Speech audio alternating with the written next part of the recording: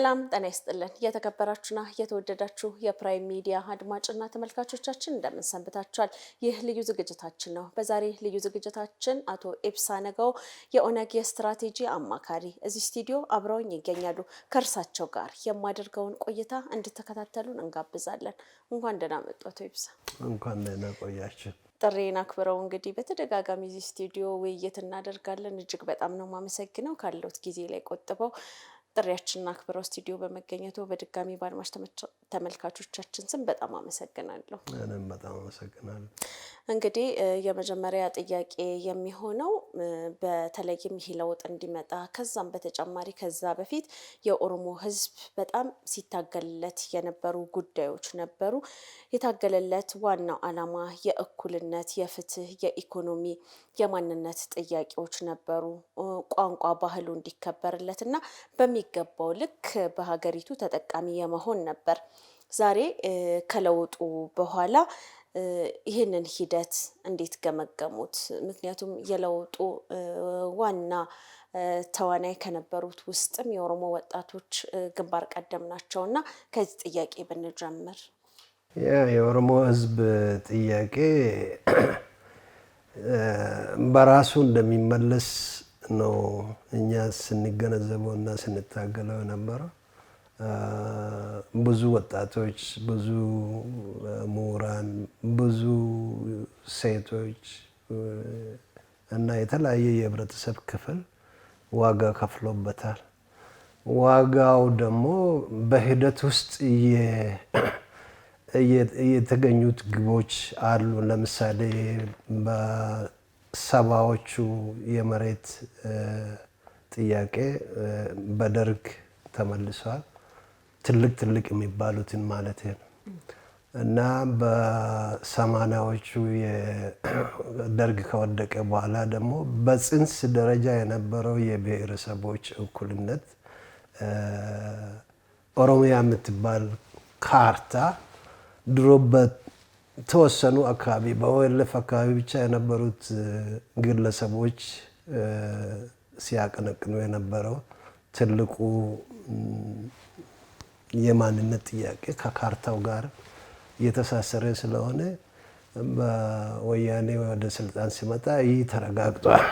በሂደት ግን ዲሞክራሲያዊ የሆነ የሀገሪቷ ልዕልናን የሚለካ የብሔር ብሔረሰቦችን እኩልነት በዲሞክራሲያዊ ይዘት አኳያ ወያኔ ከትንሽ ብሔረሰብ የመጡ ሰዎች ስለሆኑ ዲሞክራሲያዊ ኮንቴንቱ ቢሰፋ ይሄ ዋን ማን ዋን ቮት የሚባለው ፕሪንሲፕል አንድ ሰው አንድ ድምፅ ሴቶችንም ይጨምራል። እኔው ዋን ማን ዋን ቮት ዩዥዋሊ ይባላል፣ ግን በዛ ካቴጎሪ ውስጥ ነው። ሜቢ ሴቶች ድምፅ ሳይሰጡ በፊት ሲነገር ሊሆን ይችላል።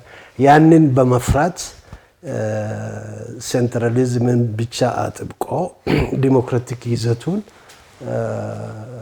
ላይ በማትኮር የሀገሪቷን ኢኮኖሚ፣ ፖለቲካ፣ ሁሉን ነገር ዶሚኔት ለማድረግ ተጠቀሙበትና ከዛ በኋላ የኦሮሞ ትግል ቀጠለበት ማለት ነው። አቺቭ ያደረገው ነገር ቢኖር በስምም ይሁን ፌዴራሊዝም ስራ ላይ ባይውልም የተደረጉት የተገኘው ውጤት ትልቁ ይሄ ነው። በ2018 ነው 10 ነው ማለት ነው በኢትዮጵያ አቆጣጠር 2010 ላይ ትግሉ ተቀጣጥሎ የኦሮሞ ወጣቶች በሰላማዊ መንገድ ትግል አድርጎ የተገኘው ውጤት ለውጥ ተብሎ የሚጠራው ወይም ደግሞ ሪፎርም ፕሮሰሱ በኢህአዴግ ውስጥም ገብቶ በዛ ውስጥ ያሉት የኦሮሞ ልጆች ከውጭ ጋር ባቀናጁት ትግል በስርዓቱ ውስጥ ማለት ነው ዶክተር አብይ ወደ ስልጣን መጣ ማለት ነው። ይህ አንዳንዶቹ ሪቨርስ ኮንሰፕት ነው ብሎ የሚያስቡም አሉ። ግን የወደፊት መጓዙ ሁኔታ በበሰለ ሁኔታ የቀጠለበት ነው ብዬ ነው የሚገምተው። ለምን መሰለሽ ሪፎርሙ ቀጥሏል። የኦሮሞ ጥያቄ ትሩ ፌዴራሊዝም፣ እውነተኛ ፌዴራሊዝም፣ ዲሞክራሲ እና የህዝብ መንግስት ከምርጫ ሳጥን እንዲገኝ የማድረጉ ሁኔታ በሰላማዊ መንገድ የቄሮዎችን ትግል ሲታይ ያለ ጠመንጃ ነው አቺቭ ያደረጉት። ያንን አቺቭ ያደረጉትን ምን ማለት ነው ያገኙት ድል ቢኖር አምባገነኑ የወያኔ ስርዓት የመውደቁ ሁኔታ ነው እና ዶክተር አብይ ሲመጣ ደግሞ በመጀመሪያ ቀን በፓርላማ ላይ ያደረገው ንግግር የሱ ቪዥን ነው ማለት ነው። ብዙዎቹ ይረሱታል፣ ግን አንድ በአንድ ቃል በቃል እየተረጎመ ያለው ያንን ሁኔታ ነው ይመስለኝ እኔ። ለምን በፓርላማ ውስጥ የሀገር መሪ ሆነሽ ስትናገሪ በዛ የቀረበው ሁኔታ ሁሉ በስራ ላይ ይውላል ማለት ነው። ሰዎች ሜቢ በጊዜያዊ ሁኔታ የመርሳት ሁኔታ አለ። እንግዲህ ምን ነበሩ የተናገረው? በኢኮኖሚ ደረጃ ሚክስድ ኢኮኖሚም ቢሆን ወደ ፍሪ ማርኬት የመሄዱ፣ በፖለቲካውም በኩል ተቃዋሚዎችም ገብቶ የፖለቲካ ማህደሩ እንዲሰፋ ኢንስቲትዩሽን ያስፈልጋል የሚል ኮንሰፕት ነበረው። ያንን በስራ ላይ የሚያውል ኢንዲፔንደንት ኢንስቲትዩሽን ላይክ ምርጫ ቦርድ የተለያዩ ሁኔታዎች እንዲፈጠሩ አድርጓል ከተናገራቸው ውስጥ። ሌላኛው ከእንግዲህ በምርጫ እንጂ በአዋጅ ህገ መንግስት የሚባል ነገር ማንም ግሩፕ መጥቶ ሊያቋርጥ እንደማይገባ፣ ኢትዮጵያ ውስጥ ሁልጊዜ የማፍረስ ፕሮሰሱ ስርዓትን የማፍረስ ሌላ ስርዓት የመተካት ይሄ የፖለቲካ አዙሪት የሚባለው ሁኔታ እንዳይመጣ ኮንቲኒቲ እንዲኖር ዲሞክራሲ በስራ ላይ እንዲውል ተብሎ ነው። ብዙ ኦፖዚሽን ወይም ተቃዋሚዎች ገብተዋል ማለት ወደ ሀገር ቤት። ይሄ የፖለቲካ ማህደሩ የመስፋቱ ሁኔታ አንዳንድ ጊዜ የታፈነን ህዝብ ትንሽ ለቀቅ ስታደርጊ ችግር እንዳለ በእኛ ሀገር ብቻ ሳይሆን በሌሎችም አለ እና የመተንፈሱ ሁኔታ እና ለፓወር ለዲሞክራሲ ሳይሆን የፓወር ስትራግል ወይም ደግሞ ለስልጣን የመታገሉ ሁኔታ ሆኖ ታይቷል። ይህ እንግዲህ የኢትዮጵያ የፖለቲካ ባህል ስልጣን ከህዝብ ድምፅ ይመጣል የሚለው ኮንሰፕት ሳይሆን ከጠመንጃ አፈሙዝ ይመጣል የሚለው ሁኔታ ሲታይ ከድሮ ጀምሮ የነበረው ይሄ ነው። በሂደቱ ውስጥ 3 ግሩፖች ናቸው ታዩት።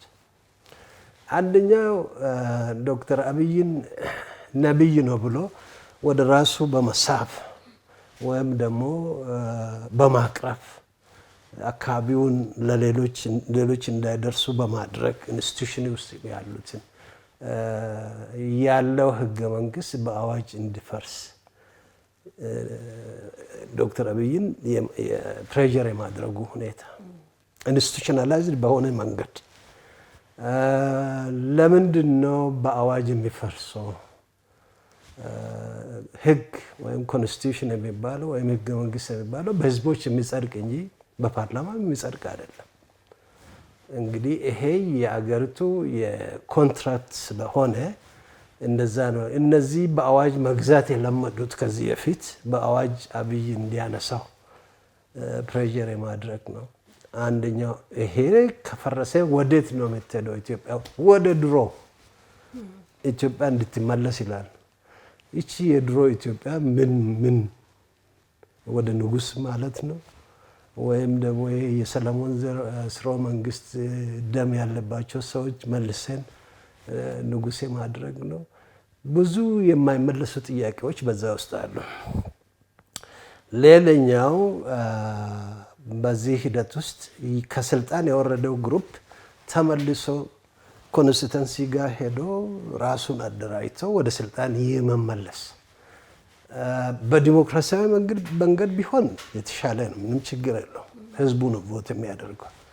በጠመንጃ ወደ መንግስት ይሄንን መንግስት ለመገልበጥ በሂደት ሰሩ ማለት ነው። እንዴት ነው? ሌሎች የኢትዮጵያ ድርጅቶችንም ውስጥ ሰርጎ በመግባት በገንዘብም ሆነ በተለያየ ጥቅም በመያዝ ያን ጦርነት እንዲደግፉ የማድረግ እና ሌላ ኦፒዲዮ ፈጥሮ ለራሳቸው ከኋላ የመዘወሩ ሂደት በቲፒኤልኤፍ በኩል ተሰርቶ ነበር። በዛ ደረጃ ሲታይ ጦርነቱ ምን አይነት ውጤት አመጣ ለሚለው የኢትዮጵያ ሕዝብ ስለሚያውቅ የቲፒኤልኤፍ ጦርነት ብዙ ወጣቶችን የበላ በዚህም በዛም በሁለቱም በኩል ጦርነት በወጣት ነው የሚቃጠለው። ይህ አንደኛው ግሩፕ ነው ማለት ነው። ሌላኛው ግሩፕ ይሄን በኦሮሞ አካባቢም ለስልጣን ይሄ ትግል እኛን ያመጣ ይገባናል የሚል ነው። የይገባናል ጥያቄ እንደዛ ብል ይሻላል። ማን ነው ያልታገለው? የኦሮሞ ህዝብ። የኦሮሞ ህዝብ እንደ ህዝብ ነው የታገለ እንጂ እንደ ግሩፕ አይደለም። በግሩፕ ደረጃም የታገለው ለኦሮሞ ህዝብ እስከሆነ የኦሮሞ ህዝብ ደግሞ ውሳኔ ሰጪነቱ እሱ ስለሆነ እናንተ ናችሁ የታገላላችሁ ወይም ለኔ የታገላችሁ ብሎ በዲሞክራሲያዊ መንገድ ነው የኦሮሞ ህዝብ ቅራኔዎቹን ሊፈታ የሚችለው። ማንኛውም ህብረተሰብ ውስጥ ቅራኔ ይኖራል ነበረም። የቅራኔው አፈታት ሁለት መልክ ይይዛል። አንደኛ በምክክር ቅራኔዎችን ማለዘብ፣ ቅራኔዎቹ በምክክር ካልሆኑ ደግሞ በድምፅ ነው፣ ህዝቡ ነው የሚወስን ማለት ነው። ይሄ ማይኖሪቲ ራይት ማጆሪቲ ሩል የሚሉት ፕሪንሲፕል አለ። የብዝሃነት አስተዳደር እና የዳህጠን ወይም ደግሞ ምንድነው ትንሽዬ ድምፅ ያገኘው የማጆሪቲውን ድምፅ ማክበር አለበት። በዛ ደረጃ ነው እንጂ ቅራኔ ማጥፋት አይቻልም። ቅራኔውን ለማጥፋት የማይቻልበት መንገድ አንደኛ በማንኛውም ህዝብ መካከል መደብ አለ፣ ወደፊትም ይኖራል። የጥቅም ሁኔታ ስላለ ቅራኔዎች አሉ ማለት ነው። እና በዌስተርን ዲሞክራሲም የአፈታቱ ሁኔታ ድምፅ ነው እንጂ ጠመንጃ አይደለም። ጠመንጃ እስካልሆነ ድረስ የተለያየ ሀሳብ ማቅረቡ ሊወነጀል አይገባም። ለምሳሌ በኦሮሞ ውስጥ ሁለት አስተሳሰብ፣ አንደኛው ፌዴራሊዝም መፍትሄ ነው በዚህ ሀገር የሚል፣ ሌላኛው የተደበቀ ግልጽ ያልወጣ የራስን እድል በራስን በመወሰንና ኦሮሚያ ነፃ መሆን አለባት የሚሉም አሉ። ግን ወደ ጠመንጃ ሳይከድ ህዝቡ በሪፍሬንደም ሊወስን የሚችል ሁኔታ ነው ይሄ። እና አሁን እንግዲህ ሁኔታዎቹ ከኖርዝ አካባቢ የመጣው የወያኔ እምቢተኝነት ሌሎችንም ብሔር ብሔረሰቦች ያንን ኮንሰፕት እንዲይዙ የማድረጉ ሁኔታ ነበረ ማለት ነው። ኢትዮጵያ ውስጥ ትልቁ ፎርስ ፌዴራሊዝም ነው የሚሻለው እንጂ መገንጠሉ አይደለም የሚለው ነው። ፌዴራሊዝም ነው የሚሻለው እንጂ አህዳዊ መንግስት ቢመጣ ኢትዮጵያ ትበተናለች። ህዝቡ አሁን ያገኘውን የራስን ማስተዳደር መብት፣ የማንነት መብት እና ሌሎችም ሁኔታዎች ተጨምሮ ይሄንን ወደ አህዳዊነት በመመለስ እና የአንድን ብሔር ጥቅም እንዲጠብቅ የማድረጉ ሁኔታ ኢትዮጵያን መበተን ነው የሚል ነው። ይሄ የሚጋጩ ራዕይ እና የሚጋጩ አስተሳሰቦች በህዝብ ድምፅ መፈታት ሲገባቸው ወደ ጠመንጃ የሄዱ ግሩፖች በቀኝም በግራም አሉ ለማለት ነው። ይሄ ውሉ የጠፋ የፖለቲካ እይታዎች መስመር ማስያዝ ያስፈልጋል ወደምለው ደረጃ እኔ በበኩሌ ፕራይም ሚኒስተሩ የወሰደው እርምጃ እንደ የምክክር ኮሚሽንን የማቋቋም በዛ ደረጃ ያሉት ሀሳቦች በዛ ውስጥ ውሳኔ ፕሮሰስ እንዲያደርጉና ያልተግባባንበት ቢኖር ደግሞ ወደ ሬፈረንደም የመሄዱ ሁኔታ አሁን ለምሳሌ ባትስማሚም ሁለት ነገሮች ሬፈረንደም ይፈልጋሉ። የሀገሪቷ ምንድነው ባንዲራ ወይም ፍላግ የግድ የህዝብ ሬፈረንደም ይፈልጋል። ሌላኛው ኮንስቲቱሽኑ ህገ መንግስቱ የግድ ሪፍረንደም ይፈልጋል። በሀሳቦች ላይ ነው ህዝብ ሪፍረንደም የሚያደርገው። ማጆሪቲው የተስማማበት ስለሆነ ይሞታል ማለት ነው። ያ ማይኖሪቲ የሆነ ሁል ጊዜ ያንን መላልሶ ማንሳት የለበትም። ህገ ወጥ ነው የሚሆነው። ከዛ አኳያ የኢትዮጵያን ሁኔታ እልባት የማድረጉ ሁኔታ እና በሂደት የተስማሙበትን እየሰሩ ያልተስማሙበትን በድምፅ ብልጫ የመወሰንና ወደ እድገት የመሄዱ ሁኔታ አስፈላጊ ነው። ይሄ ሁሉ ችግር ስቴት ፎርሜሽን ላይ ችግር ስለነበረ ነው። የኢትዮጵያ አመሰራረት ላይ ችግር ስለሆነና ሁሉም ብሔር ብሔረሰቦች ትርክቱን በራሳቸው አኳያ የሚናገሩ ስላለ እንግዲህ ምን ለማለት ፈልጌ መሰለሽ ትንሽ ሰፋ አደረኩት። መሰረታዊ የሆኑ ቅራኔዎች እና መሰረታዊ ያልሆኑ ቅራኔዎች አፈታታቸው አንድ አይነት አይደለም። ለዛ ነው የሪፍረንደሙን ሁኔታ ያመጣውልሽ። ለምን አንዳንድ አካባቢ የኛ ጠመንጃ የተሸከምነው ብቻ ነን የአማራን ወይም የኦሮሞን ህዝብ ፍላጎት የምንወስን የሚሉም አሉ። በሰላማዊ መንገድ የተሳተፉበት የቀድሞ የህግ የጸደቀው የኢትዮጵያ ህግ ውስጥ የለንም የሚሉ አሉ። እንደ ማን ነው አማራ ያልሆነው የሚል ጥያቄ ያመጣል። የአማራ ህዝብ ያልወሰነበት ነው ያልተሳተፈበት ነው የሚሉ አሉ። እና ጽንፍ የረገጡ ሰዎች ናቸው እንደዛ የሚሉ እንጂ በዛው ሂደት ውስጥ በምክክሩ ውስጥ የነበሩ አሉ አማራዎች። አንደኛው አማራነትን የሚሰጥ ሌላኛው አማራነትን የሚነፍክ አይነት በኦሮሞም አካባቢ እንደዛ አይነት ሁኔታ አለ። ይህ ትክክል እንዳልሆነ ውክልና የሚባለው ነገር በምርጫ እንጂ ጠመንጃ በመያዝ እና በመፎከር የሚመጣ እንዳልሆነ በፕሪንሲፕል ወይም በመርህ ደረጃ ይህንን መቀበል አስፈላጊ ነው እና ምክክሩም ይህንን ሁኔታ የሚያጸዳ ነው። አሁን ለምሳሌ ኦሮሞ ድርጅት ይባላል። ኦሮሞ ሪፕሬዘንት አድርገኝ ብሎ አልወሰንም። ሰዎቹ ተሰባስበው ለኦሮሞ ህዝብ ራይት ወይም ደግሞ መብት እንታገላለን ማለታቸው ትክክል ነው። ግን ኦሮሞን እንወክላለን የሚለው ሂደት የውክልና ጥያቄ ምንድን ነው? በኢትዮጵያ የውክልና ጥያቄ ድምፅ ነው፣ የህዝብ ድምፅ ነው።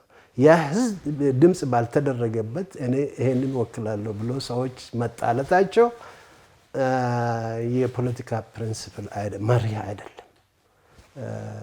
ሌሎችን ለመጨቆም ወይም ለመግፋት የሚደረግ ግሩፕ ፈጠራ እንጂ በጌታው በህዝቡ ስልጣን የሚሰጥ ግለሰብ ወይም ቡድን አይደለም። ስለዚህ ውክልና የሚባለው ነገር ዲሞክራሲያዊ መሆን አለበት እንጂ በጠመንጃ መሆን የለበትም ነው የኔ አባባል። አዎ እንግዲህ እስቲ ወደ ኋላ መለስ ላድርጎትና የኦሮሞ ምሁራን ታዋቂ ሰዎች የጠፉበት ሁኔታ ነበረ። በስምም የምናውቃቸው እስካሁንም ድረስ በስም የምናነሳቸው የት እንደደረሱ የማይታወቁ የኦሮሞ ምሁራን ስለ ኦሮሞ ሲታገሉ የነበሩ አካላት እንዴት እንደጠፉ በማን እንደጠፉ የሚሉን ነገር ካለ? ያ የኦሮሞ ምሁራን በየጊዜው የመጥፋት ሁኔታ አለ። ዲሞክራሲያዊና የሰብአዊነትን የሚያከብር መንግስት ቢኖር ሁሉም በተገደበለት ማህደር ውስጥ መንቀሳቀስ ይችላል። ከዛ ውጪ ግን ሰውን ቢገል የኦሮሞ ምሁር ራሱም እንደሚገደል ማወቅ አለበት። ምን ማለት ነው? የተገደበ ማህደር ውስጥ ስልሽ በህግ ማዕቀፍ ሁሉም መገዛት አለበት። ግን ህግ የሚወጣው የተወሰነ ግሩፕን ለማጥቃት ከሆነ ደግሞ ህገ መንግስታዊ ሆኖ ያልተቀበልሽውን ነገር በጉልበት ነው ማለት ነው። በኦሮሞ ምሁራን አካባቢ በደርግም ጊዜ እና ኃይለ ፊዳ ሌሎችም እና እንደና ሙሄ አብዶ የተለያዩት ምሁራን ለኦሮሞ ህዝብ መብት በተለያየ ርዕዮት ውስጥ ሆኖ የታገሉ አሉ ማለት ነው። አንዱ ኮሚኒስት ስለሆነ አንዱ ኮሚኒስት ስላልሆነ የሚባል ነገር የለም። የመብት ጥያቄ እና በየአይዲዮሎጂ ደግሞ ራሳቸውም ተፋጁት አሉ። ራሳቸው ኦሮሞ ምሁራን ኮንትራዲክሽኑን እንዴት ሪዞልቭ እንደሚያደርጉ መሪህ አልባ አድርጎ ስለሄዱበት እርስ በርስም የተገዳደሉ ይኖራሉ እና በወያኔ ዘመን እንደነ ነዲ እንደነ ጉተማ ሐዋስ ሌሎችም እንደነ ለሜሳ የተለያዩ ምሁራን የት እንደደረሱ አይታወቅም። ይህንን ሁኔታ በእኛ በኦኤልኤፍ እና በመንግስት መካከል በለውጡ መንግስት ማለት ነው ተወያይተንበት ነበረ። እዚህም መጀመሪያ ከኦኤልኤፍ ዴሌጌሽን ሊድ አድርጌ እኔና ቶሌራ የገባን ይሄን በዚህ አጀንዳ ላይ ተወያይተንበታል። መልሳቸው የእኛ ልጆች ስልሽ የአመራሩ አካባቢ ያሉት ሰዎች እኛም አብረን ነው የምንፈልግ እንጂ አናውቅም የሚል ነው። የሚያውቁት የወያኔ አመራር ነው በዛን ጊዜ የነበሩት። ከነሱ አካባቢ በአጋጣሚ እዚህ አዲስ አበባ ውስጥ የሆነ ሁለት ሚቲንግ ተደርጎ ነበረ። እነሱ እንኳን ፍላጎታቸው ኦኤልኤፍ እና ቲፒኤልኤፍ ተስማምቶ የዶክተር አብይን መንግስት የማስወገድ ነበር ፍላጎታቸው። እንዴት ወንድም ወንድሙን ከስልጣን እንደሚያወርድም ኮንሰፕቱ የገባቸው አይመስለኝም። የገባቸው ቢኖር ለማታለል ነበረ። እኛ የተታለሉላቸው ይኖራሉ። እንደኔ ያለው ግን እኔ በዩኒቲ አካባቢ ብዙ ጊዜ ሰራ ስለነበረ ጥያቄያችን ትልቁ አሁን ያነሳሽው ነበር። እነዚህ ሰዎች የት አደረሳችሁ የቲፒኤልኤፍ አመራር የሚል ሁኔታ አቅርበንላቸው እነሱም እንደማያውቁና እንዲያውም በራሳቸው ሚስቴክ ነው የተውገረገረ ፖሊሲ ስላወጣችሁ በዛ ላይ ነው ጥፋቱ የመጣ እንጂ እኛ ልንጠየቅበት አይገባንም የሚል ሁኔታ ነው እና ሁሉም ከራሱ እይታና ከራሱ ጥቅም አኳያ የሚናገር ስለሆነ እኛም በዛ ሁኔታ ትልቁ ኮንዲሽን አንደኛው አንቺ ያነሳሽው ነበረ። ሁለተኛ ደግሞ የኦሮሞ ህዝብ በፍንፍኔ አካባቢ ቱለማ ኦሮሞ የተፈናቀለ ወደ 200 ሺህ ይደርሳል። ይሄ ደግሞ ኮምፐንሴሽን ያስፈልገዋል። ሌላው የኦሮሞ ሴቶች በእስር ላይ በተለያየ ሁኔታ ተበድለዋል። እነዚህ ኮምፐንሴሽን ያስፈልጋቸዋል። መደፈር እና ሌላም ሁኔታ እና ወጣቶችም እንደዛ ወንዶችም እንደዛው ነው። ከዛ አኳያ የሆነ ሊስት ነበረን ወደ 210 የሚደርሱ የጠፉ የተሰወሩ የሚባሉት ብዙ ሰዎች ናቸው። ለዛ ምንም መልስ አልሰጡም። እንግዲህ ይሄንን መልስ ካልሰጣችሁ ተመልሳችሁ የኦሮሞን ህዝብ በይፋ በጅምላ ለተደረገው ጭቆና ይቅርታ መጠየቅ አስፈላጊ ነው። በይፋ ስንል በስቴትመንትም ሊሆን ይችላል፣ በጋዜጣዊ መግለጫም ሊሆናል፣ ሌላ ያንን ከማድረግ ተቆጠቡ። በእኛ ላይ ፕሬሸር ለማድረግ አብረን ፌዴራሊዝም እናራምዳለን። የዶክተር አብይ መንግስት አህዳዊ ነው፣ ወደ አህዳዊ ስርዓት ነው የሚሄደው የሚለው ሁኔታ ነው። በዛ ልንስማማ አልቻልንም። እውነት ለመናገር ለምንድን ነው ይሄንን ያነሳው? ሁኔታዎች በውጫዊ ሁኔታ ስታዩ ይህን ጥያቄ ብዙ ሰው ይጠይቃል ማለት ነው። እንደነ ደበሳ ጉዮ ሌትሊ ከኬንያ የታፈዱት የት ደረሱ ታውቃላችሁ? እናንተ ናችሁ አመራር ላይ ነበራችሁ። አመራሩ ደግሞ በዲሞክራቲክ ሴንትራሊዝም የተጨመቀ ሲሆን እንደዛ አይነት ሴንሲቲቭ ሁኔታዎች የሚያራምደው እንደነ ጌታቸው አሰፋ ነው። ሌላው አያውቁም። እና ያ ሰውዬ አልሞትም አለ። ለምንድን ነው ማታሳዩ? ሞቶ ከሆነ ለቤተሰቡ የመንገሩ የሆነ ቦታ ትግራይ ውስጥ ደብቃችሁ አስራችሁ እንደሆነ በመያዣ አለ አይደለም ልንናገር የምንችላቸው ነጥቦች ካሉ እንናገር ወይ ቤተሰቦቻቸው እና መኖር አለመኖራቸው ማወቃችን አስፈላጊ ነው ለድርጅቱም የሚል ሁኔታ ነበረ። በዚህ ላይ ልንስማማ አልቻልንም ማለት ነው። እነሱም በይፋ ወጥቶ ይህን ማድረግ አልፈለጉም። እኛም ደግሞ በይፋ ወጥቶ የኦሮሞን ሕዝብ ይቅርታ እስካልጠየቁ ድረስ እና የኦሮሞ ሕዝብ ይቅርታውን መቀበል አለመቀበሉን የፐብሊክ ኦፒኒየኑ ምን እንደሆነ ሳናውቅ የወደፊት ኢትዮጵያን ከነሱ ጋር ዲስከስ ማድረግ አልፈለግንም ነበር። በዚህ ነው የተቋረጠ ማለት ነው። ስቲል ጥያቄው የት ደረሱ የሚለው ሁኔታ እልባት አላገኘም ለማለት ነው። በጣም የሚገርም ነው። እንግዲህ እንደሚታወቀው ባለፉት 27 ዓመታት በተለይ የኦሮሞ ሕዝብን ሲያንቋሽሹ፣ ሲገሉ፣ ሲያሳድዱ እርሱም አሁን እየነገሩን እንዳለው የኦሮሞ ምሁራን ሳይቀሩ ቀና እንዳይሉ ሲያደርጉ እንደነበረ የሁሉም ሰው ትዝታ ነው እና ነገር ግን አሁን ላይ ስልጣን ላይ የነበሩት ሳይቀሩ በአሁን ጊዜ ከአመራር የህወሓት አመራር ከነበሩ አካላት ጋር በኦሮሞ ጉዳይ ላይ ለማውራት የተሰባሰቡ ቡድኖች አሉ። ነፃነትን ማግኘት እንፈልጋለን፣ ጦርነትን እናቆማለን በሚል አጀንዳ ከነዚህ አካላት ጋር የመሰለፍና የመነጋገር ሁኔታዎች አሉና ይህ ምን ማለት ነው? እውነት ለመናገር የኢትዮጵያ ፖለቲካ ይሄ የሆነ ድራማ አለ ታውቃለሽ። ሆከስ ፖከስ የሚሉት ነጮች ድራማ የሆነ ነገር ቅርጹና ይዘቱ አንዳንድ ጊዜ የሚጠፋ አንዳንድ ጊዜ ደግሞ የልጆች ጨዋታ ሆኖ ብቅ የሚል አይነት ነገር ይመስላል። የኢትዮጵያ ፖለቲካ ያለው ተጨባጭ ሁኔታ ምን ይመስላል በመሬት ላይ ሲባሉ ሌላ ነገር የማንሳት ሌላ ነገር የማንሳት ሁኔታ አለ። አሁን አንቺ ያልሽው ይሄ የሳይበር ግንኙነት ፈጠርን የሚሉት ኮንቴንቱ ያ ይመስለኛል አይደለም። በዛ ላይ ያለኝ አቋም አንደኛ በኢትዮጵያ ውስጥ ሳይለንት ማጆሪቲው ትልቅ ነው።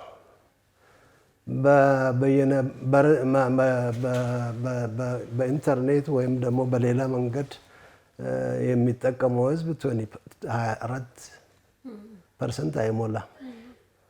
እስካልሆነ ድረስ የኢትዮጵያ ማጆሪቲው ሳይለንት ማጆሪቲው ወሳኙ ኮንቴንት ወይም ነጥብ ያለው በዚህ ጩኸት ውስጥ የለም ለማለት እችላለሁ። እና ያም እንኳን ሰክሰስፉል አይደለም። የተገናኙ ሰዎች ሲታዩ ምንድነው አንድ ያደረጋቸው የሚለው ሁኔታ ብዙዎቹ የከሰረ የፖለቲካ ታክቲክ ወይም ደግሞ ስትራቴጂ በማውጣት ወደ መሸነፍ ደረጃ የደረሱና የተሸነፉም ናቸው ለማለት ይቻላል። ከተሸነፉ እኔ በዌስት አንድ ነገር አለ ኢፍ ዩ ካንት ዊን ጆይን የሚል ነው። እኔ ማውቀው ካላሸነፍ መሸነፍሽን ተቀብለሽ በዲሞክራሲያዊ መንገድ የተረጋጋ ህገ መንግስት ኖሮ መንግስትን ማኖር እንጂ ሌላ አይሆንም። መንግስት ደግሞ የግለሰቦች አይደለም የህዝብ ነው። ከዛ አኳያ ያንን ፕሪንሲፕል ወይም መርህ ያለመቀበል ነው ይህን ችግር የፈጠረው። ላለመሸነፍ አንድ ጊዜ ከተሸነፈ ሌላ ጊዜ እንደዛው ኮንቲኒየስሊ የፖለቲካ ዘመቻው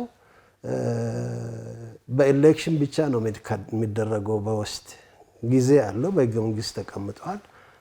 ለ3 ወር የሚቆይ ወይም ለ2 ወር የሚቆይ ወይም በ15 ቀን የሚያልቅም የኤሌክሽን ፕሮሰስ አለ። ያን ጊዜ መወቃቀስ፣ ክሪቲሳይዝ የማድረግ በፖሊሲ ኢሹ እኔ በዚህ ቢሄድ ለዚህ ህዝብ የተሻለ ነው የሚሆን እና ህዝቡ ከገዛ ይመርጠዋል ማለት ነው። ፖሊሲውን ካልገዛ ሪጀክት አድርጎ ይሸነፋል። ከተሸነፈ ደግሞ አሸናፊውን በርታ ብሎ መሸነፍን ተቀብለሽ ለሌላ መዘጋጀት አስፈላጊ ነው። የኢትዮጵያ የፖለቲካ ሁኔታ ግን በምንድን ነው የሚባለው መገዳደል እና ለመሸናነፍ መገዳደል አስፈላጊ ነው ብሎ የሚያምን ኮንተንት ነው ያለው። ጸረ ዲሞክራሲ ነው ማለት ነው። ዲሞክራሲ ውስጥ ካንቺ በተቃራኒ የቆመ ሀሳብ ያለውን ሰው በካራክተር አሳሲኔሽን ይሁን በጠመንጃ መግደል ወንጀል መግደልን ስለሚያመጣ ዲሞክራሲ የሚባለው ነገር ይጠፋል ማለት ነው። ከዚህ አኳያ ነው ሳየው በሰሜን ኢትዮጵያ አካባቢ ኤርትራንም ጨምሮ ፕሬዚዳንቱ የተናገሩት እና በቲፒኤልኤፍ አካባቢ ቲፒኤልኤፍም አሁን በዲሞክራቶች እና በኦሊጋርኪ ደረጃ ያሉት ተጣልተዋል ይመስለኛል። ሜቢ የዲሞክራሲ ጭላንጭል በትግራይ እየታየ ነው ብዬ ነው የሚገምተው። ያ ሁኔታ ደግሞ ሌላው ኢትዮጵያ ላይም እንደዚሁ ተጽዕኖ ስላለው ለዲሞክራሲ ያለንን ግንዛቤ የሚያጎልብት ሁኔታ ሆኖ አግኝቼዋለሁ እውነት ለመናገር እና ያ አመለካከት እዛ አካባቢ መፈጠሩ ቶታሊታሪያን ሜንታሊቲ ያለው ግሩፕ እየቀነሰ ነው የሚል እምነት አለኝ። ከዛ አኳያ የተሰባሰቡት ስታይ አንደኛው ግሩፕ የኦሮሞን ህዝብ ህልውና እንኳን በመሪ ደረጃ የሚቀበል አይደለም። ዶሚናንት የሆነ ግሩፕ በጭዋት ማለት ነው። የኦሮሞ ህዝብ ያገኘውን ሰፊ የትግል ውጤት መብት በጭዋት የሚቀማበት በምንም አይነት ሊኖር አይችልም እና አንደኛው ግሩፕ ይሄንን ሪቨርስ አድርጎ የኦሮሞ ህዝብ ግዛቶች ወይም መሬቶች ሁሉ የኛ ናቸው፣ እኛንን ልብስ መልበስ ያስተማር ነው ብሎ በግልጽ የሚናገሩት እንዲያውም አልፎ የሆነ መጀመሪያ ሲጀምሩ ፋኖ ሲጀምሩ የሆነ ፕሮፌሰር ወደ ማዳጋስካር ነው የምናስገባ ኦሮሞ። ይሄ ትልቅ ጥላቻ ነው። ከዚህ አይነት ግሩፕ ጋር የኦሮሞ ትውልድ ሆነሽ እንዴት መቆም ይቻላል የሚለው ጥያቄ ትልቅ ነው እኔ አካባቢ እውነት ለመናገር። ሁለተኛ እነዚህ የሚናገሩት የአማራን ህዝብ ሪፕሬዘንት ያደርጋሉ ብዬ አምኜም አላውቅም። ትልቁ የአማራ ህዝብ ለዚህ ሀገር ተቆርቋሪ ነው። ከኦሮሞ ጋርም በደምም በምንም ተደባልቋል። ይሄን ህዝብ መለየት አይቻልም። ይሄን ሁኔታ እየተናገሩ የቱትሲና የሁቱ ወይም ሩዋንዳና ብሩንዲ አይነት ሁኔታ ለመፍጠር እየተደረገም ፌል አድርጓል። መጀመሪያ ለዚህ ነበር ያን ሁኔታ ይናገሩ የነበረው የአማራ ህዝብ ወጥቶ ኤኒ ኦሮሞ መግደል ወይም ኦሮሞን ችግር ውስጥ መጨመር፣ ከዛ ሪታሊዬሽኑ ደግሞ ከኦሮሞ አካባቢ ይመጣል። ከመሃሉ ምን ለማግኘት እንደፈለጉ ራሳቸው ናቸው የሚያውቁ። እኔ ግን የሚያገኙት ነገር ዜሮ ነው። ከዛ አኳያ የኦሮሞም ህዝብ የአማራም ህዝብ ሲቪላይዝድ ህዝብ ስለሆነ አይዲያውን አልገዛም። በዛ ደረጃ ያሉ ግለሰቦች አንድ እዛ ተገኝቷል። ሌላው የውጭን ኢንተረስት የኤርትራንም ሆነ የቲፒኤልኤፍን ኢንተረስት የሚወክሉ እንደነ ስብሐት ነጋ ተገኝተዋል። ሌሎች የዩቱብ ነጋዴዎች በብዛት ስፖንሰርድ አድርገዋል። እነሱ ከዩቱብ የሚያገኙት ገንዘብ እንጂ እዚህ ማን ተገዳደለ ደንታቸው አይደለም። ውጪ ነው ያሉት፣ ልጆቻቸው ሁሉም ውጪ ነው ያሉት። እነዛ አይነት ነጋዴዎች ለኢጅፕትም ሆነ ለሌላ ሰርድ ፓርቲ ኢትዮጵያን በደህንነት ውስጥ ማዕቀፍ ውስጥ ለማቆየት እየታገሉ የነበሩና አሁንም የሚታገሉት ገንዘብ የማግኘት ሁኔታ አለ። ይሄ የተለየ ስጦታ አያስፈልግም ይሄን ሁኔታ ለመገንዘብ እና የገንዘብ ንዋይ ያሰከራቸው ሰዎች የሚኖሩበትን ሁኔታ እንትን ለማድረግ ለማሻሻል። ግን እኔ ያናደደኝ ትንሽ ኦሮሞዎች እዛ ውስጥ መገኘታቸው ያውም ለኦሮሞ መብት እና ነፃነት ትልቅ ኮንትሪቢዩሽን ያደረጉት እንደነ ጀዋር እኔ ፐርሰናሊ በጣም እንገናኛለን፣ አውቀዋለሁ። ብዙ ነገር አብረን ሰርተናል። ትልቅ ክብር ነው ያለኝ ለዛ ግለሰብ ባደረገው ተሳትፎ። ግን እዛ መገኘቱ ትልቅ የጥያቄ ምልክት የማደርግባቸው ስትራቴጂክ ሚስቴክስ ብዬ የሚገምታቸው ሁኔታዎች አሉ ማለት ነው። እና ከወንድሜ ጋር መስራት የማልችል ከሆነ እንዴት ከሌላ በይዘትም በሁሉም ነገር የተለየ ሀሳብ ካለው ግለሰብ ጋር እሰራለሁ ብዬ መቆሙ እኔን ራሴን በጥያቄ ነው ማለፈው። ከዛ አኳያ ሳይ እና ምን የተለያየ እዛው ላይ ታይቷል። የተለያየ የማይታረቁ የፖለቲካ ቅራኔዎች እያለ ለምንድን ነው ወደ አንድ ቦታ እንዲመጡ ያደረገው የምለውን ሳይ ሲምፕሊ ዲስፐሬሽን ምንድን ነው የሚባለው? ዲስፐሬሽን በአማርኛ ከውድቀት ለመነሳት ተብሎ ወደ ሌላ ውድቀት የመሄዱ ሁኔታ ነው ያየው እኔ። እና አንደኛ የዶክተር አብይ ፐርሰናል ጥላቻ አለ በዛ ግሩፕ ውስጥ።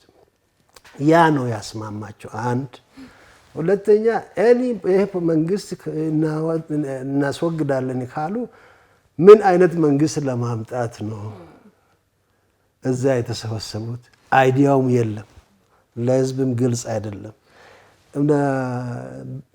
በተአምር እንደ ፍላጎታቸው አድርጎ አምላክ የዶክተር አብይን መንግስት እንዲወድቅ ቢያደርግ ከአቅማቸው በላይ ስነሱ ምን ጦርነት በነጋታው ይጀምራል ማለት በመካከላቸው። ይሄ እርስ በርስ የተቃረነ በፖሊሲ ላይ ሳይስማሙ የአንድን ሰው አድሚኒስትሬሽን ብቻ ስለጠሉ ወይም ደግሞ ብቻ ለብቻቸው ማሸነፍ ስለቃታቸው፣ ማሸነፍ ስልሽ ደግሞ በሮንግ ፖሊሲ ነው የሄዱት እንጂ በምርጫ በሰላማዊ መንገድ ተወዳድሮ ሊያሸንፉ የሚችሉበትን መንገድ አልመረጡም። ወደ ጠመንጃ ነው። በጠመንጃ እንደምታዩ የኦሮሞም ብዙዎቹ እጅ እየሰጡ እየገቡ ነው። ፋኖም የትም ሊያደርሳቸው የሚችል አይደለም እና የህዝብን እልቂት ብቻ ነው። እና ይሄ ግሩፕ ደግሞ በሰብአዊ መብት አያያዝ አካባቢ ሰብአዊ መብት የሚባለው ነገር ለነሱ ምን እንደሆነ አይገባንም። ብዙን ህዝብን እያፈኑ የመዝረፉ አፍነው ገንዘብ የመጠየቅ ሴቶችን ሌሎችንም በሚቻላቸው ሁኔታ በኢምፑኒቲ ደረጃ በመግደል ደረጃ የተሳተፉ ናቸው። ወንጀለኛ ሆኖ ሰው እንዴት ወደ ስልጣን ሊመጣ ፍላጎት ያሳያል? ያለ ጠመንጃ ወንጀለኛ በጠመንጃ በሰላማዊ መንገድም በአጋጣሚ ቢመጣ ሀገርን ያጠፋል እንጂ የሚያለማ አይደለም። አትሊስት ሴኩሪቲ ክሊራንስ ማግኘት አለበት አንድ ሰው ወደ ስልጣን ለማምጣት ወንጀሉን ምኑን ነገር ታይቶ። ስለዚህ ያ ስብስብ ለራሳቸውም ኦል ነው። ሁለተኛ ቀን ላይ ልደቱ ጋዜጣዊ መግለጫ ሲሰጥ በአጋጣሚ ሰምቼ ነበር። ምንም የፖሊሲ ኢሹ ላይ አልተግባባንም የሚል ነው። ሊግባቡም ማይችሉ ወገኖች ወደ አንድ አላያንስ መጥቶ ማን ነው ፎሎ የሚያደርጋቸው?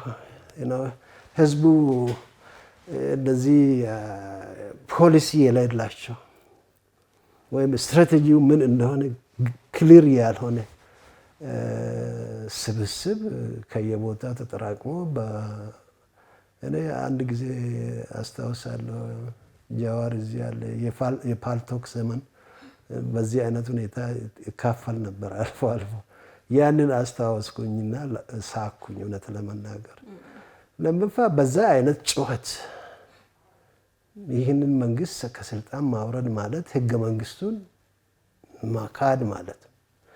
ይህ ህገ መንግስታዊ በሆነ መንገድ የሚካሄደው ማንኛውም ነገር እኔ በበኩሌ አልቀበልም። በህገ መንግስታዊ መንገድ በእኔ የፖለቲካ ፖሊሲ ወይም ኢሹ ሰበብ ሰዎች የማይሞቱበት የማይገሉበት ሲቹዌሽን ተፈጥሮ በሰላማዊ መንገድ የመወዳደርና የመሸነፍ ሁኔታ የህዝብ ምንድነው ኮርቱ ህዝብ ነው፣ ፍርድ ቤቱ ህዝብ ነው የሚሆነው። አልቀበልም እቀበላለሁ የሚለው ሁኔታ የለም። የህዝብ ውሳኔ ከዛ አኳያ በሰላማዊ መንገድ ስትሄጂ ፖለቲካው ሰብአዊነት ይሆናል። ኮምፒቲሽኑ ብዙ ሰዎችን የሚስብ ይሆናል በአይዲያ ስለምትሟገች እንጂ እንደ ኢትዮጵያ አይነት ፖለቲካ ውሸት ያልተሰራውን ተሰራ በማለት የራስን ግሩፕ በመፍጠር በዩቲዩብ እርስ በርስ የሚሰዳደብ ሪያሊቲው ሌላ፣ ሰዎቹም ያወሩት ሌላ እና በመሬት ላይ ያለው ልዩ ሁኔታ በአሁን ለምሳሌ በኢትዮጵያ ውስጥ የመንግስት ተቃዋሚ ጠመንጃ አንጋቢ የሚሰሩትን ነገር አይናገሩም።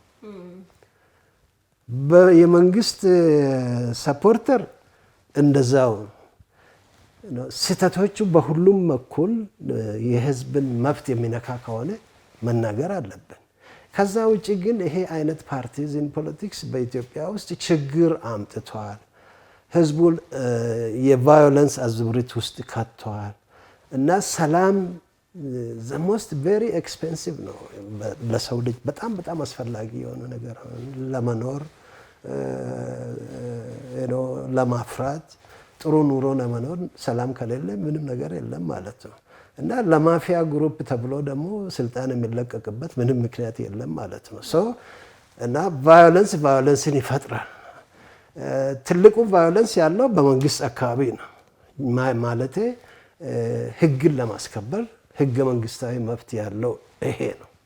ሌሎቹ ለራሳቸውም ሆነ ለሚታገሉለት ተላላኪ ግሩፕ እስካልሆነ ድረስ ውጭ ቁጭ ብለው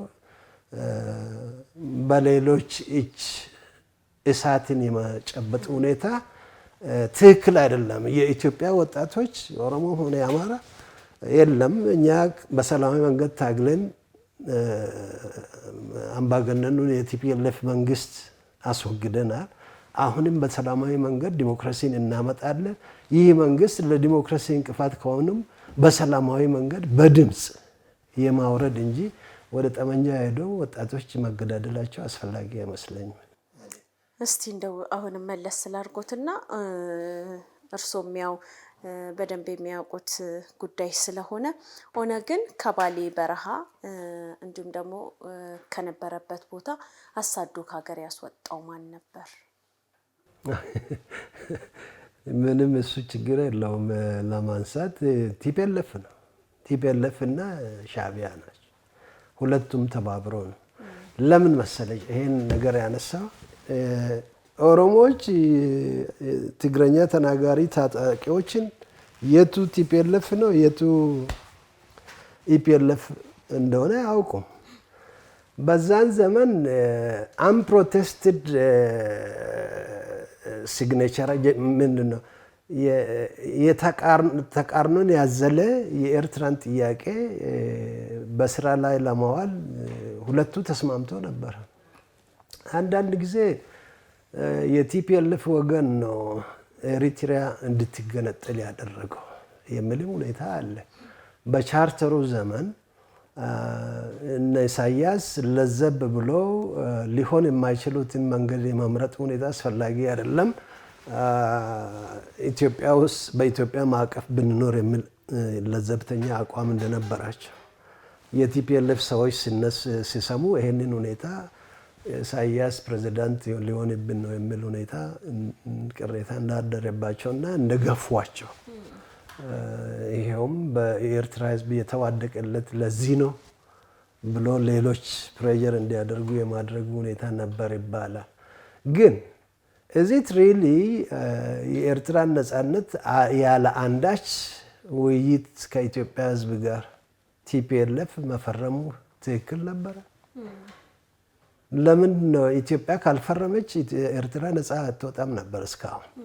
ይህ ደግሞ ለባህር በር እና ለሌላ ሁኔታ ለኔጎሽዬሽን አስፈላጊ ቱል ስለነበረ ያንን ለምን አደረጉ የቲፒኤልኤፍ ግሩፕ ያውም ሳይመረጡ በፊት ነው ያደረጉት። ሌሎች የቻርተሩ ተካፋዮች ወስነዋል አልወሰነም ያን ጊዜ ፕሮቴስት ቢያደርጉ ምንም ሊያደርጉ ስለማይችሉ የተናገሩ ሰዎች አሉ። ግን ፕሮሰሱ ትክክል አልነበረም። በኢንተርናሽናል ሕግም ቢሆን ያ ሁኔታ ትክክል አልነበረም እና ኦኤልኤፍ ጠንከር ያለ ድርጅት ስለሆነ ከነበሩት ኦኤልኤፍን ማስወገዱ አስፈላጊ ነበር ለነሱ ታክቲካሊ ወይም ስትራቴጂካሊ ከኤርትራ ጋር ተስማምቶ የኢንካምፕመንትና ወደ ካምፕ ገብቶ የኦኤልኤፍ ሰራዊት እንዲመታ የማድረጉ ሁኔታ ኤርትራኖች ትልቅ አስተዋጽኦ አድርጓል። ምናልባት የኔጋስ ይሄን ከረዳችሁን የቲፒኤልኤፍ ወገን ማለት ነው ኦኤልኤፍን እንደናስወግድ ከረዳችሁን እኛ እንፈርምላቸዋለን። ኤርትራ ደግሞ ትልቁ ነገር ይፈልጉ የነበረ በኢትዮጵያ ስም ኤርትራ ነፃ ወጣለች ብሎ በዩናይትድ ኔሽን ማስፈረሙ ይሄ ሰጥቶ የመቀበል ፖሊሲ ይመስላል።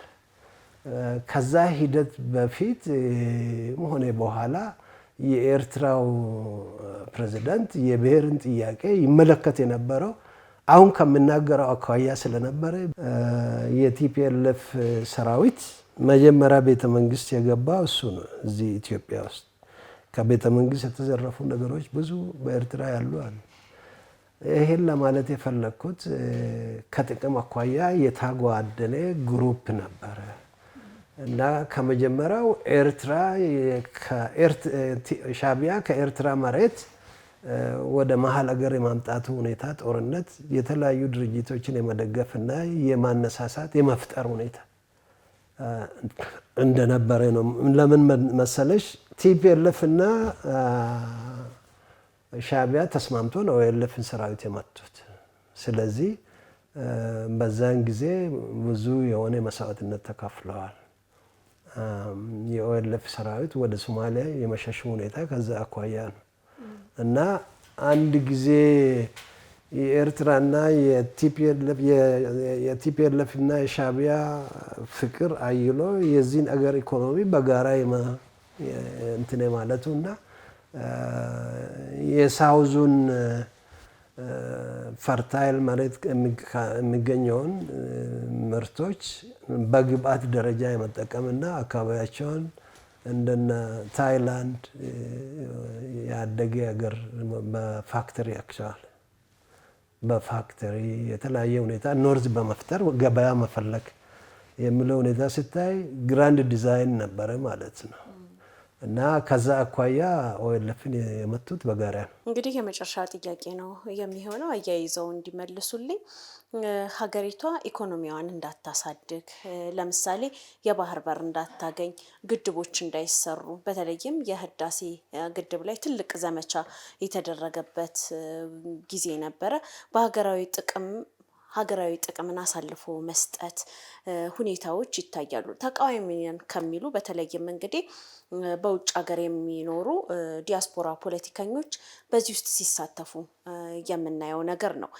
ከዛም ውጭ እንግዲህ እነዚህ ፖለቲከኞች እንደው ሌላ ሀገር አላቸው ወይ? የሚቃወሙት ለምንድን ነው? ሀገራዊ ጥቅምን አሳልፎ የመስጠትን ሁኔታ እርስዎ እንዴት ታዘቡት? ትልቁ ነገር የኢትዮጵያ ፖለቲሻኖች ሀገራዊ ጥቅም የሚባል ነገር ብዙም ችግር ያለባቸው አይመስለኝም። በሀገራዊ አንዳንዶቹም ደግሞ በሀገራዊ ጥቅም ላይ ሳንስማማ እንዴት ለሀገራዊ ጥቅም እንቆማለን የሚሉም አሉ።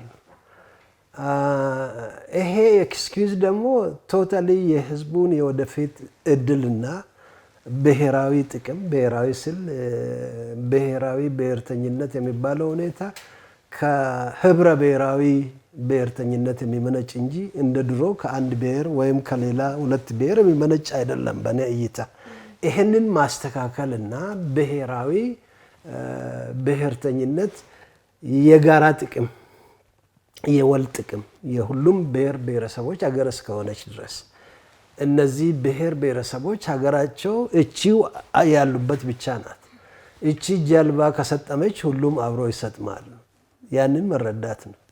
ኢትዮጵያን በደህንነት ውስጥ ለመጠበቅ ብሔራዊ ጥቅማቸው ያደረጉት ስትራቴጂካሊ መንግስታት አሉ።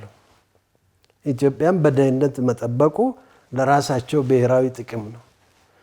ይህ ማለት ምን ማለት ነው? ከኢትዮጵያ የሚፈልጉት ስላለ ጥቅም ስላለ ኢትዮጵያ ከደህየች ብሔራዊ ጥቅማቸው ከፍ ይላል። ኢትዮጵያ ከጎለበተችና በብልጽግና ደረጃ ካደገች ብሔራዊ ጥቅማቸው ይቀንሳል። ከዚህ አኳያ የሚያዩት መንግስታት አሉ። ማታና ምንድነው ቀንና ሌሊት የሚሰሩ በኢትዮጵያ ውስጥ ብጥብጡ እንዳይቆም የሚፈልጉ በገንዘብ ደረጃ በመሳሪያ በተለያዩ ሁኔታ የሚረዱ ሀገራት አሉ እና ተረጂው ደግሞ ብሔራዊ ጥቅሙን ሽጦ ነው የሚረዳው። የኢትዮጵያን ብሔራዊ ጥቅም ሽጦ ነው እና እነሱ ግን ብሔራዊ ጥቅማቸውን ያጎለብታሉ ማለት ነው። የባህር በርና የውቅያኖስ በርም የነበራት ሀገር ናት። ያለመታደሉ ምንድነው?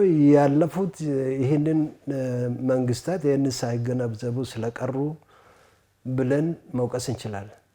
ላለመውቀስም እንችላለን። ተገዶም ሊሆኑ ይችላሉ። ግን የፈለገው ነገር ቢሆን አንድ አገር እንደ ኢትዮጵያ ትልቅ አገር የነበራትን የባህር አክሰስ ማጣት አስፈላጊ አልነበረም ማለት ነው። ይህ ለሚመጣው ጄኔሬሽን ደህንነት ትልቅ ስትራቴጂካል ፌለሪቲ ስለሚያመጣ በዛ ላይ ጸንቶ መቆም አስፈላጊ ነበር። አንዳንድ ጊዜ የአመሰራረቱ ሁኔታ ሮንግ ወይም ደግሞ ትክክል አልነበረም የምንልበት ምክንያት እኛ ኦሮሞዎች አለን። ለምሳሌ የባህር በርን ትቶ ቡና ፍለጋ ወደ ታች የተመጣበት እና የኦሮሞን መሬት የመውረር ሁኔታ የነበረበት አለ። ባላንስ ያደረገ አልነበረም። በዛን ዘመን ባህር አካባቢ ጠረፍ በረሃ ስለሆነ ሰው ሊኖርበት የሚችል አካባቢ አልነበረም እና ወደ ደህና ቡና የምትጠጣበት ብዙ ነገር ያለበት ነው። ሙዝ ያለው ሌላ በተፈጥሮ ያለው ነገር ተብሎ ወደዚህ የመምጣት እና የባህር አካባቢን የመርሳቱ የኦሮሞ መሬት ለመያዝ ተብሎ ከጠላቶች ከውጭ ሀገር ሰዎች ጋር መሳሪያ ለማግኘት ተብሎ የባህር አካባቢን ለነሱ የመልቀቅ ይሄ ሁሉ አለ።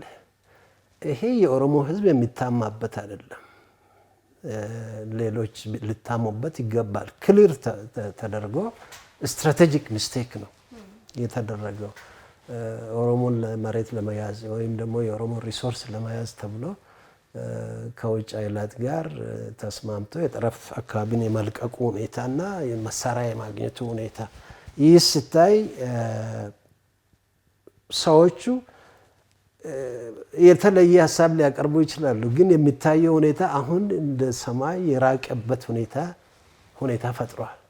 ከዚህ አኳያ ሲታይ የዶክተር አብይ መንግስት ወይም አድሚኒስትሬሽን ይህን ኢሹ ይፋ አድርጎ ለዲቤት ማቅረቡ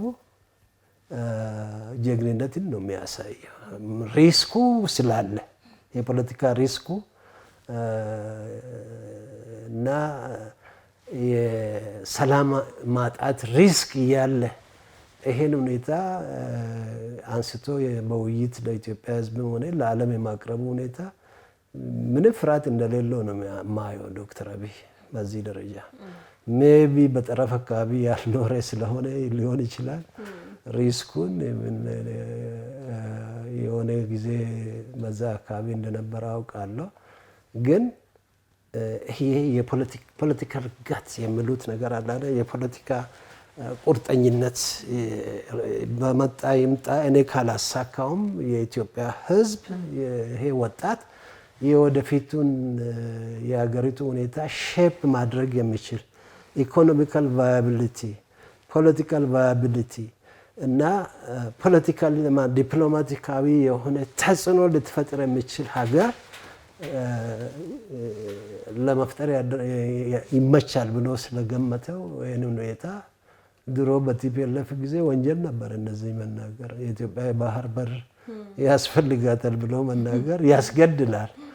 በቲፒኤልኤፍም ባይሆን ሌሎች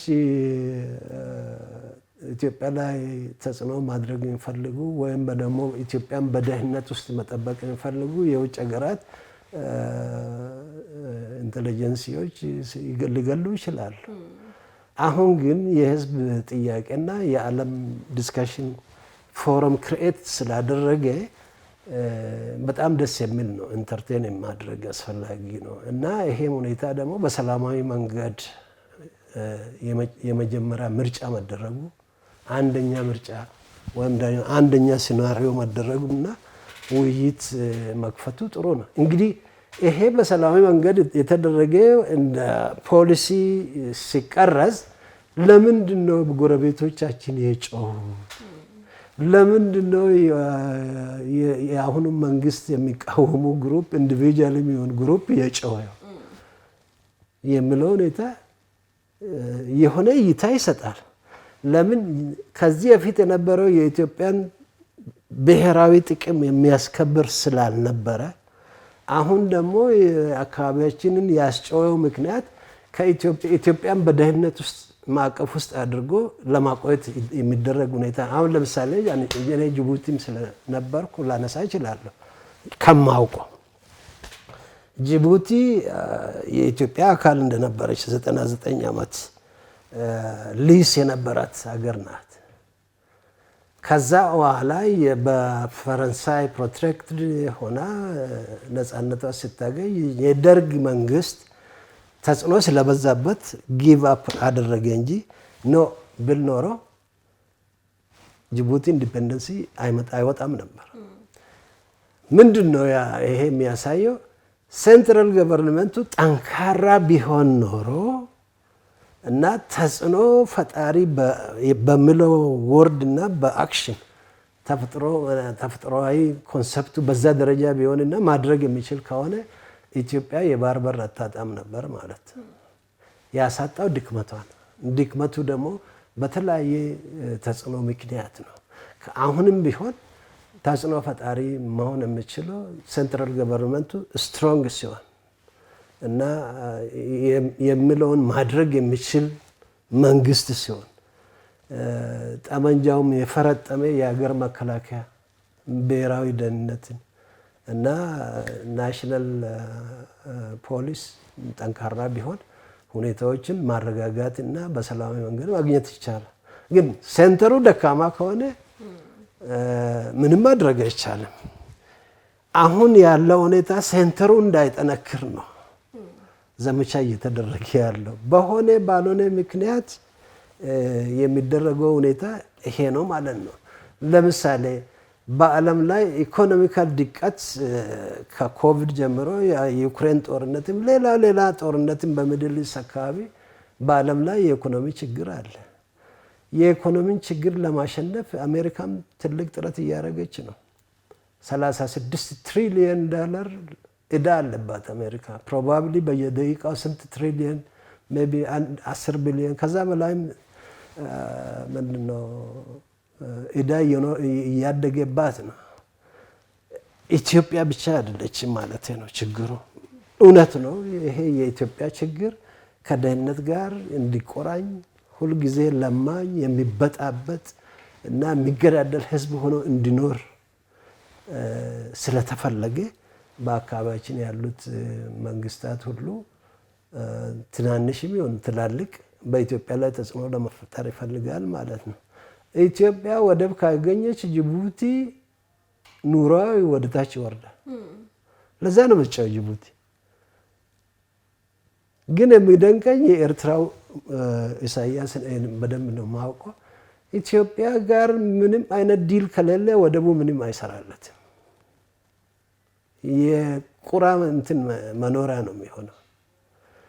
ስለዚህ ዋይዝ ሆኖ ኔጎሽየት አድርጎ እነሱ የእርሻ መሬት ከዚህ ሊያገኙ ይችላሉ። ህዝቡ በፌዴሬሽንም አብሮ ሊኖር ይችላል። ይሄን ሁኔታ በሰላማዊ መንገድ መወያየቱ አስፈላጊ ይመስለኛል ከኤርትራ አካባቢ ወደ ጦርነት ከመሄድ እና በሰላማዊ መንገድ ደግሞ ይሄን ሁኔታ ለመፈጸም ዶክተር አብይ ኤርትራ በመጣ ጊዜ እዛ ነበርኩኝ። ፖይንት ኦፍ ዲስከሽኑ ይሄው ነበረ። የአሰብ ጉዳይ እና በትሬን ደረጃ እዛ እንትን ማለት ብዙ ነገር ተብሏል። ግን ለምንድን ነው ይሄንን የጦርነት ጩኸት ይሄ ስለተነሳ ኢሹ ስለተነሳ ወደ ጦርነት መካሄድ የለበትም። ትልቁ ቅራኔ በኤርትራና በዶክተር አብይ አድሚኒስትሬሽን ኤርትራዊው ሰውዬ ኢሳያስ ማለት ቲፒኤልኤፍን ማጥፋት ይፈልግ ነበር። ለምንድን ነው ኔጎሽዬሽን ያደረግከው ነው? ያ ኦፖርቹኒቲ ስላለ ሄዶ ቲፒኤልኤፍን ማጥፋት ይቻል ስለነበረ ነው። ግን የዶክተር አብይ አቋም ሰብአዊነትን የተሞላበት ነበረ። ሁለተኛ በሂስትሪ ደረጃም መቀሌን ቢመቱ ኖሮ ኤርትራ ግድ የለውም ብዙ ሰው ያልቅ ነበር። በኔጎሽዬሽን ከዛ ሁኔታ የመውጣቱ ሁኔታ የኢንተርናሽናል ፖለቲክስም ኢትዮጵያ ላይ ትልቅ ችግር ስለሚፈጥር እና ኤግዚቱ ኔጎሽዬሽን መሆን አለበት፣ ግሬስፉል ኤግዚት መሆን አለበት የሚለው ሁኔታ የዶክተር አብይ አቋም ነበረ። ብዙዎቻችንም በስሜታዊነት በዛን ጊዜ የኤርትራው ሊደርሺፕ የሚያስበውን ከንዴት የተነሳ እንዴት እንደዚህ ይደረጋል የሚል ሁኔታ ተሰምቶን ነበር። በሂደት ውስጥ እኔም ራሴ ይሄ ጥሩ አይደለም የሚል ሁኔታ ያ ሁኔታ ሌላ ቅራኔ ያስነሳ። አገን እንደ ኤርትራው ፋኖ እንዲፈጠር ምክንያት ያደረገው ኔጎሽዬሽኑ ነው። ፎር ሹር ራሳቸውን ለሌላ ነገር እያዘጋጁ አይደለም ማለት አይቻልም። የፋኖ ሁኔታ ግን ለምንድን ነው ቲፒኤልኤፍ እንዲጠፋ ያላደረገው? ተዋግተን እንዲሆነን የሚል ሁኔታ ነው።